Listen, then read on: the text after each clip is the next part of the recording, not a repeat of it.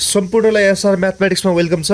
आज हामी growth and डिप्रिसिएसनको episode 5 लिएर आएका छौँ। यसभन्दा अघिल्लो भिडियोहरूमा हामीले ग्रोथ एन्ड डिप्रिसिएसनका विभिन्न क्वेसनहरू गरिसकेका छौँ भने आज हामी क्वेसन नम्बर 15 लिएर क्वेसन नम्बर 15 जुन कि हाम्रो ग्रोथ र डिप्रिसिएसन दुवैसँग सम्बन्धित अथवा कम्बाइन्ड क्वेसन भनेर बुझ्दा पनि भयो।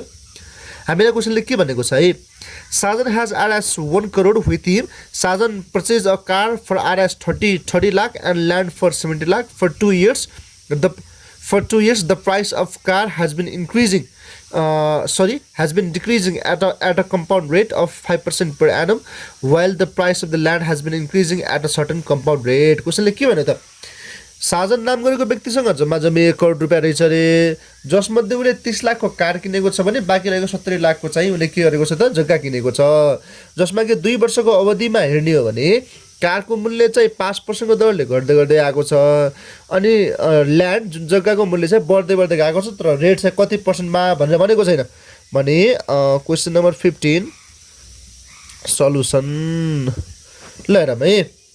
अब त्यसो भए नम्बर एमा हामीलाई के भयो, यो त क्वेसनले भनेका कुराहरू भयो। नम्बर एमा फाइन्ड के छ है, right the formula find out the compound depreciation. Compound depreciation निकाल्ने फर्मुला के हो त, हामीलाई थाहा छ BT is equal to BO 1 minus R by 100 power T। Depreciation घट्दो दर छ भने त्यसमा माइनस वाला फर्मुला लाग्छ होइन।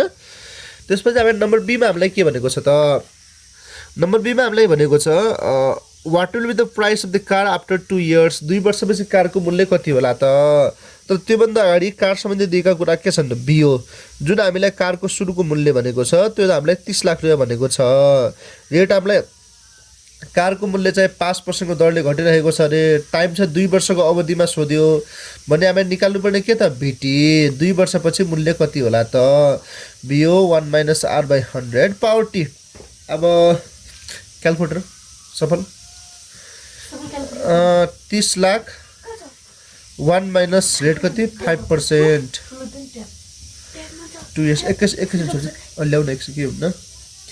अब यसलाई हाम्रो चाहिँ क्यालकुलेटरमा हानेपछि यसको रकम कति हुने भयो त, हाम्रो चाहिँ 27,07,500 होला हाराहारी है। अब कसरी गर्ने त, 1 minus 5 by लाई हानेपछि स्क्वायर हान्ने ठ्याक्कै इन्टु गर्ने।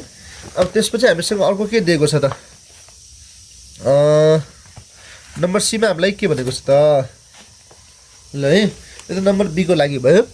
नम्बर सीमा के भनेको छ त, question number 15 after 2 years the total price of the car and land is Rs 1 crore 5,70,700. what is the increasing compound rate in the price of the land। कसैले के भन्यो त, 2 वर्षपछि कार र ल्यान्डको दुवैको मूल्य जोडेर 2 वर्षपछि कार र ल्यान्ड दुवैको मूल्य जोडेर 1,05,72,700 रुपियाँ हुन्छ भने त्यसो भए रेट कति होला त ल्यान्डको लागि भनेर सोधेको छ भने हामीलाई के त, BT of car plus BT of land दुवै जोडे कति त 1,05,00,000 कति भनेको त, 1,05,72,700 रुपियाँ हुन्छ अरे, जसमा कि हामीले कारको मूल्य निकालिसकेका छौँ 27,07,500 भनेर।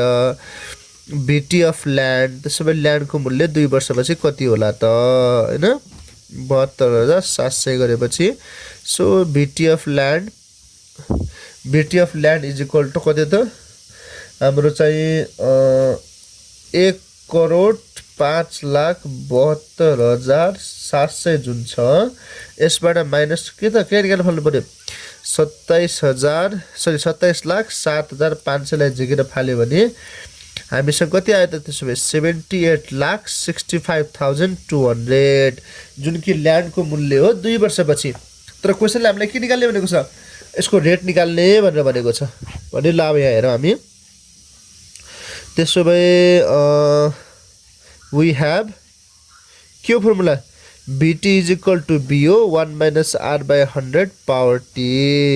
सो 78,65,200 ल्यान्डको मूल्य चाहिँ सुरुमा किन्दै गर्दा कति त 70 लाखको जग्गा किनेको थियो।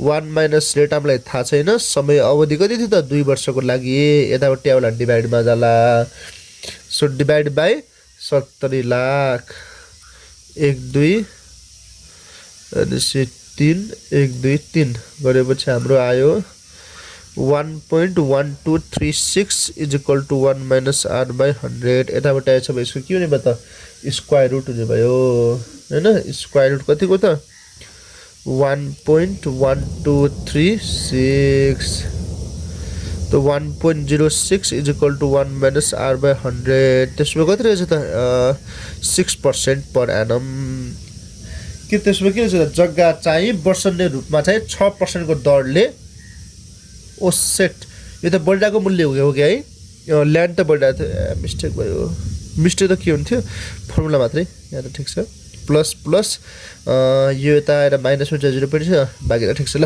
प्लसवाला फर्मुला यहाँ प्लस फर्मुला किन या माइनस फर्मुला किन भन्ने लाग्न सक्छ किनकि यो चाहिँ कारको मूल्य हो कारको मूल्य घट्दा घट्दै जान्छ त्यसैले माइनस हुन्छ डिप्रेसनवाला आइडिया लाग्ने भयो होइन भनेपछि यो चाहिँ ग्रोथ किनकि जग्गाको मूल्य चाहिँ बढिरहेको छ ग्रोथवाला त्यसैले यहाँ चाहिँ के त प्लसवाला फर्मुला हुन्छ ल हस् त थ्याङ्क यू